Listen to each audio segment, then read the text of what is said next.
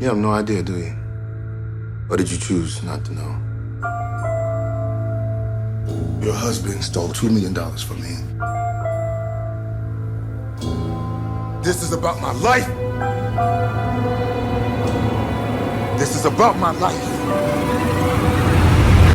And because it's about my life, it now becomes about yours.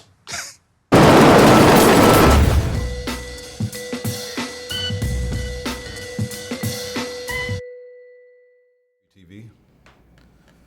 It's always an honor to sit across from you. I mean, you're one of the filmmakers that inspires me just to keep on digging deeper in these movies, because you have so many visual layers to your movie that I always feel like I have to really dig in and really try to understand the images that you're putting on the screen. I feel like you don't waste images on the screen.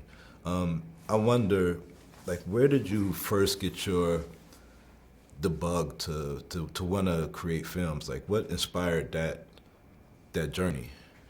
Well, I started like most kids do with a crayon and a piece of paper. But for me, it just sort of, there was an evolution from the crayon to the paintbrush, because I used to paint, to a movie camera. That's what happened. There was this sort of evolution, always dealing with, the perspective, always dealing with sort of a form. And that was it, really.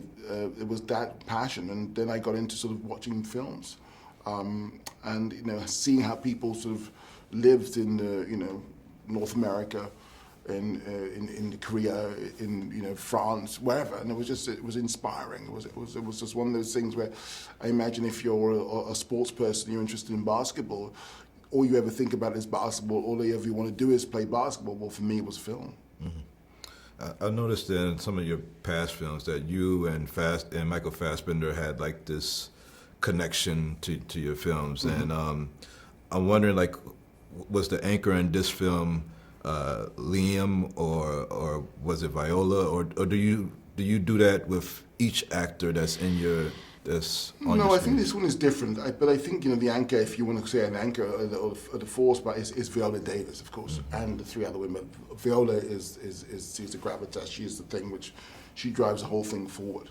mm-hmm. And it's those kind of actors, as well as sort of Cynthia Erivo, Elizabeth Becky, and Michelle Rodriguez, who you want to work with, because they inspire me to sort of, hopefully be a better filmmaker, and hopefully I inspire them to be a better actor. Yeah. Do you try to hit different genres in your films? Is it a goal to I'm gonna do this thriller heist, I'm gonna do this historical narrative, I'm gonna do? Do you have No, what inspires me is stories. Again, this story, I was 13 years old when I sort of saw Widows for the first time on TV, and it was one of those situations where I was inspired by these four women who were deemed not to be capable, only being judged by their appearance.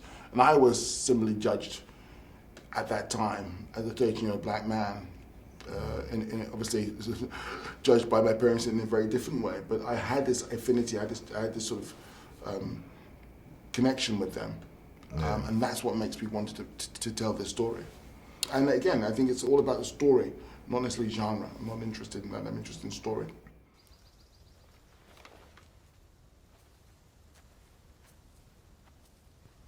Harry Rollins.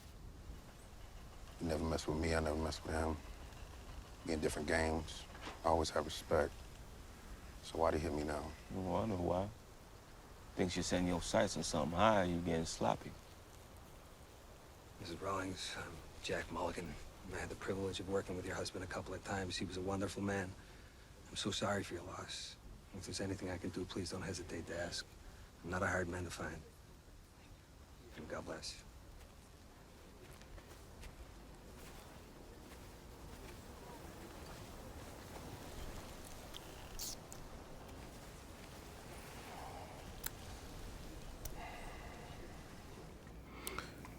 Every award season they have, these interviews with the directors. And sure. I remember a few years ago when you had this THR interview and this round table, and you spoke very bluntly about directors not being inclusive and not showing a reality in their film. With 7 years ago. Yeah. Yeah. But I mean, it stood out vividly to me, because I felt like I just needed that to be said. Well, that you know? conversation wasn't really. I mean, maybe it was taking place, but not in such a public space, I suppose. And I maybe had put people on the spot, and I didn't mean to do so. But someone asked me a question, I had to answer it.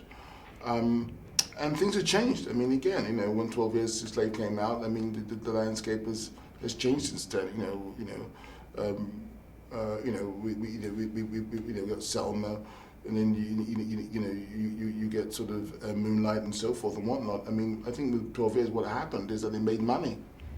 Yeah. And I know those other two films would not have gotten made if it hadn't made for 12 years, because the producers were the same. They told me, because 12 Years made money, we can make those other two movies, because Hollywood thought, okay, we can make money, and that's fine. I have no problem with that. Right. Everyone wants to be successful financially in what they do, and great. But that was the reality. Things changed because someone took a chance on 12 Years a Slave, and that was it. And lastly, how much does being a father and a family man go into your narratives for your film? Do you think it bleeds into your stories and your scripts at all? Absolutely. I mean, to be a father, to be a partner, all of those things. I mean, there's all those things come out in the movie, your life, and I think there's two things that matter to me the most in my life, is love and justice. The only two things worth living for, the only two things worth dying for, and I wanted to put that into this movie. And I think also what I was trying to do with, making this picture, this genre picture, but also steeping that genre, steeping that fiction into the reality of a contemporary Chicago. It's very important, I found, in some ways, to sort of, to have an idea of how we live and the environment we're in right now, and how we navigate our way through that environment. I mean, sometimes, sometimes we just don't think that we can actually do anything about our surroundings. We feel paralyzed, but it's like it's raining. But for me, at least, you could change the color of your raincoat. Yeah. That little option, that little sort of intervention is enough. Yeah. Thank you very much for your time, sir. Cheers.